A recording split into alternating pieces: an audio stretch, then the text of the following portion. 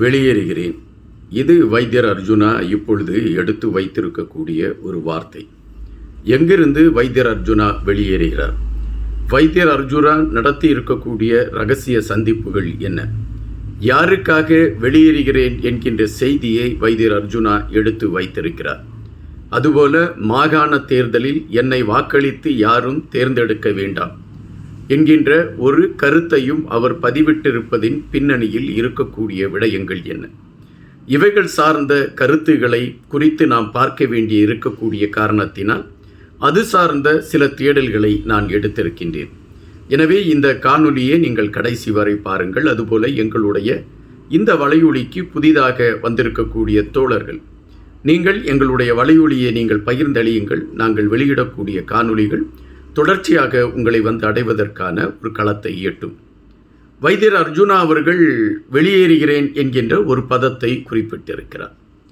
வைத்தியர் அர்ஜுனா அவர்கள் இலங்கையிலிருந்து ஐநா மன்றத்திற்கு செல்ல அவர் முடிவு செய்த நேரத்திலிருந்து 3 விடயங்கள் பரபரப்பாக பேசப்பட்டன. ஒன்று, வைத்தியர் அர்ஜுனாவை ஆதரித்து பேசக்கூடிய களம். இரண்டாவது, வைத்தியர் அர்ஜுனாவிற்கு எதிரான சர்ச்சைகள். மூன்றாவது, வைத்தியர் அர்ஜுனாவுடைய செயல்பாடுகள் விமர்சனத்திற்கு உள்ளாகக்கூடிய களம். இவைகள் மூன்றுமே இலங்கையிலிருந்து ஐநா மன்றத்தை நோக்கி வைத்தியர் அர்ஜுனா பயணிக்க ஆரம்பித்த மறு நிமிடத்திலிருந்து இவைகள் வேகம் கட்ட தொடங்கிவிட்டன. வைத்தியர் அர்ஜுனாவுடைய ஒவ்வொரு செயல்பாடுகளும் விமர்சிக்கப்பட்டது என்பது ஒருபுறம் இருக்கக்கூடிய அதே சூழலில் அவைகள் பாராட்டுகளையும் பெற்றது. குறிப்பாக கடைசியாக வைத்தியர் மீது கடுமையான விமர்சனத்தை கொண்டு வந்து நிறுத்தியது புலம்பெயர்ந்த தமிழர்களை இழிவாக பேசிவிட்டார் என்கின்ற ஒரு செய்தியும், யாழ் இளைஞர்கள் போதை மயக்கத்தில் இருக்கிறார்கள் என்கின்ற விடயத்தை மையப்படுத்தி ஐநா மன்றத்தில் கொடுத்த கடிதத்தில் அதனை குறிப்பிட்டிருக்கிறார் என்கின்ற செய்தியும் மையப்படுத்தி வைத்தியர் அர்ஜுனாவிற்கு எதிரான கடும் விமர்சனங்கள் எடுத்து வைக்கப்பட்டதுண்டு. இந்த விமர்சனங்களுக்கு வைத்தியர் அர்ஜுனா அதற்கான பதிலை தெரிவித்திருக்கிறார். எனவே இந்த விமர்சனம் சார்ந்து நானும் ஒரு காணொலியை வெளியிட்டிருக்கின்றேன். தற்பொழுது வைத்தியர் அர்ஜுனா வெளியேறுகிறேன் என்கின்ற அந்த பதத்தை வைத்ததின் பின்னணியில் அவர் சுவிஸ் நாட்டில் இருந்து வெளியேறுகிறேன் என்று குறிப்பிட்டிருக்கிறார். எதற்காக இந்த வெளியேறுகிறேன் என்கின்ற பதத்தை அவர் முன்னெடுத்து வைக்க வேண்டும் என்கின்ற பொழுது, வைத்தியர் அர்ஜுனா அவர்கள் சுவிஸுக்கு வந்திருக்கிறார் என்கின்ற செய்தி தெரிய ஆரம்பித்தவுடன் பலர் அவரோடு பேசுவதற்கான முயற்சியை எடுத்தார்கள். பலர் அவரிடம் குறுஞ்செய்தி அனுப்பி உங்களை சந்திக்கலாமா என்று கேட்டார்கள். சிலர் குரல் பதிவுகளை அனுப்பி உங்களை நாங்கள் சந்திப்பதற்கான களம் இருக்குமா என்று கேட்டார்கள். இவர்களுக்கெல்லாம் ஒரு பதிலை சொல்லியிருந்தார் வைத்தியர் அர்ஜுனா.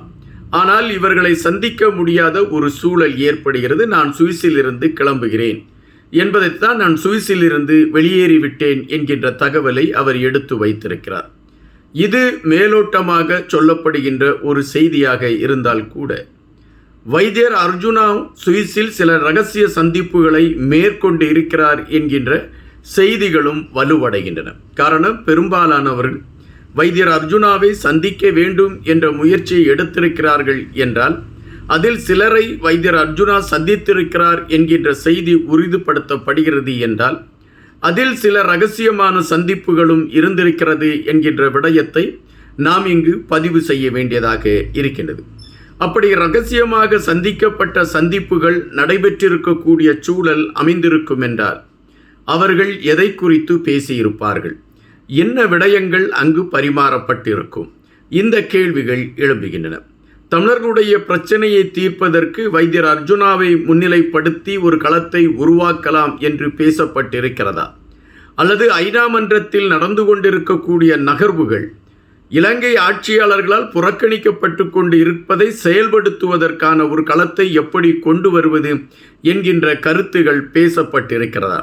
இப்படி பல கேள்விகள் எழும்பிக் கொண்டு இருக்கின்றன. ஆனால் வைத்தியர் அர்ஜுனாவை பொறுத்த மட்டில் அவர் தன்னுடைய செயல்பாட்டில் என்ன அவர் மனதிற்குள் தென்படுகிறதோ அதை அவர் கையில் எடுத்துக்கொண்டு பயணிக்கிறார். இதில் மாற்று கருத்து இல்லை. ஆனால் அவர் வெளியேறுகிறேன் என்ற ஒரு பதத்தை சொல்கின்ற பொழுது அதில் 2 சந்தேகங்கள் எழும்புகின்றன. ஒன்று, சந்திக்க முடியாதவர்களிடம் நான் வெளியேறிவிட்டேன், மன்னித்துக் கொள்ளுங்கள் என்பது. இன்னொன்று, ரகசியமாக சந்தித்தவர்களிடம் நான் வெளியேறிவிட்டேன், நீங்கள் குறிப்பிட்டிருக்கக்கூடிய விடயங்களை எடுத்துக்கொண்டு தமிழ் மக்களுக்காக களத்தில் நின்று முன்பை விட வீரியமாக போராடுவேன் என்பதை முன்னிலைப்படுத்தி இருக்கிறாரா என்கின்ற கேள்விகள் எழும்புகின்றன. இது யூகத்தின் அடிப்படையில் வைக்கப்படுகின்ற செய்தி அல்ல, அல்லது கற்பனையை உள்வாங்கிக் கொண்டு அதன் அடிப்படையில் இது புனையப்பட்ட செய்தி அல்ல. சுவிஸில் வைத்தியர் அர்ஜுனாவுடன் சில சந்திப்புகள் நடைபெற்று இருக்கிறது என்பது உறுதிப்படுத்தப்பட்ட சில செய்திகளாக சிலர் சொன்னதின் அடிப்படையில்தான் இந்த கருத்துக்களை நாம் எடுத்து வைக்கிறோம். வைத்தியர் அர்ஜுனா மாகாண தேர்தலில் நான் போட்டி போடப் போவதில்லை, நீங்கள் யாருக்கு வேண்டுமென்றாலும் வாக்களித்து கொள்ளுங்கள் என்று அவர் மிகவும் நொந்து போய் சொல்லக்கூடிய களம் எதனால் உருவாகியது? இந்த கேள்வியும் எழும்புகின்றன. யாழ்ப்பாணத்தை பொறுத்தமட்டில் அல்லது வடக்கு பகுதியை பொறுத்தமட்டில் வைத்தியர் அர்ஜுனாவிற்கென்று ஒரு அலை இருக்கிறது. இதை வைத்தியர் அர்ஜுனாவே ஒரு காணொலியில் குறிப்பிட்டிருக்கின்றார். எனக்கென்று ஒரு அலை இருக்கிறது, அது உண்மைதான். வைத்தியர் அர்ஜுனாவிற்கென்று ஒரு அலை இருக்கிறது, அதாவது மக்கள் ஆதரவு அலை. இந்த ஆதரவு அலைதான் பலரை சிந்திக்க வைக்கின்றது, பலரிடம் மனதிற்குள் ஒரு புழுக்கத்தை உருவாக்குகிறது. அவர்கள் வைத்தியர் அர்ஜுனாவிற்கு எதிரான பல கருத்துக்களை உருவாக்கி கொண்டு இருக்கிறார்கள். அதுவும் இல்லாத கதைக்கெல்லாம் அவர்கள் ஒரு உருவம் கொடுத்து அந்த உருவத்தை கொண்டு வந்து நிறுத்தி வைத்தியர் இப்படியெல்லாம் செய்கிறார் என்கின்ற கதைகளை சொல்கிறார்கள். எல்லாவற்றிற்கும் ஒரு மனிதனால் விளக்கத்தை கொடுத்து கொண்டு இருக்க முடியுமா என்கின்ற கேள்விகள் எழும்புகின்றன. ஆயினும் சளைக்காமல் தன்னுடைய செயல்பாடுகளை முன்னிலைப்படுத்தி தினமும் வைத்தியர் அர்ஜுனா இது சார்ந்த கருத்துக்களை பதிவிட்டு கொண்டுதான் இருக்கிறார். ஆனால் அவர் எவ்வளவுதான் பதிவிட்டாலும் விமர்சனங்கள் அவரை தொடர்ந்து கொண்டுதான் இருக்கின்றது. அதுபோல தமிழர்கள் விடயத்தில் வைத்தியர் அர்ஜுனாவுடைய நகர்வுகளை நாம் உன்னிப்பாகவே கவனிக்க வேண்டிய ஒன்றாக இருக்கின்றது. குறிப்பாக மருத்துவமனைகளில் நடந்த ஊழல்களை மையப்படுத்தி வைத்தியர் அர்ஜுனா பல விடயங்களை எடுத்து வைத்தார். அப்பொழுது ஒரு குறிப்பிட்ட மருத்துவரை தாங்கக்கூடிய களத்தை அரசு சார்ந்தவர்கள் எடுத்தார்கள். வைத்தியர் அர்ஜுனா எடுத்து வைக்கக்கூடிய கருத்துக்களை கேலியாக பேசினார்கள். மனநலம் பாதிக்கப்பட்டவர் என்கின்ற விமர்சனத்தை எல்லாம் வைத்தியர் மீது வைத்த களங்களை பார்க்க முடிந்தது.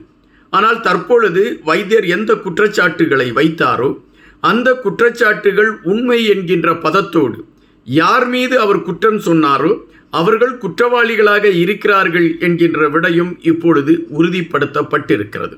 அப்படி என்றால் வைத்தியர் அர்ஜுனா பேசிக்கொண்டு இருக்கக்கூடிய பல விடயங்கள் உண்மை சார்ந்தவை, உண்மையே பேசிக்கொண்டு இருக்கிறார் என்பதுதான் நிஜம்.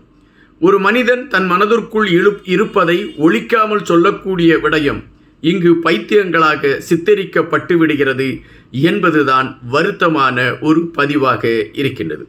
வைத்தியர் அர்ஜுனா அவர்கள் ஐநா மன்றத்திற்கு அவர் புறப்படுகிறார் என்கின்ற செய்தி எடுத்து வைத்த பொழுதே தமிழ் நெஞ்சங்கள் மத்தியிலே ஒரு மகிழ்ச்சி எழும்பின. நமக்காக ஒருவர் பேசுவதற்கு செல்கிறார் என்கின்ற எண்ணம். கண்டிப்பாக அதை வைத்தியர் அர்ஜுனா நிறைவேற்றி இருக்கிறார் என்பதுதான் பெரும்பாலானவர்கள் சொல்லக்கூடிய கருத்து. அதற்கு ஆதாரமும் இருக்கிறது.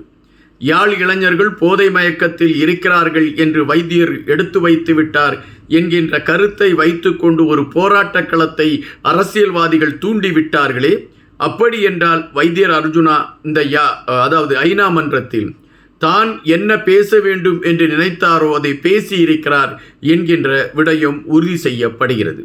வைத்தியர் அர்ஜுனாவுடைய செயல்பாடுகள் இப்பொழுது நாம் சற்று வியந்து பார்க்கக்கூடிய ஒரு களம் என்பதை விட இப்படிப்பட்டவர்கள் தொடர்ச்சியாக அரசியலுக்கு வர வேண்டும் என்கின்ற எதிர்பார்ப்பை அது உருவாக்கி இருக்கிறது. வைத்தியர் அர்ஜுனா சுவிஸில் சந்தித்த சந்திப்புகள் என்ன, அங்கு பரிமாறப்பட்ட கருத்தாக்கங்கள் என்ன, அதன் பின்னணியில் நகர இருக்கக்கூடிய அரசியல் முன்னேற்பாடுகள் என்ன, இவைகள் அனைத்தையும் காலம்தான் சொல்ல வேண்டியிருக்கிறது. எனவே காத்திருப்போம். இன்னும் பல செய்திகள் நமக்கு வந்து கிட்டும். தொடர்ச்சியாக உங்களோடு பேசுவேன். நன்றியுடன் என்பார்.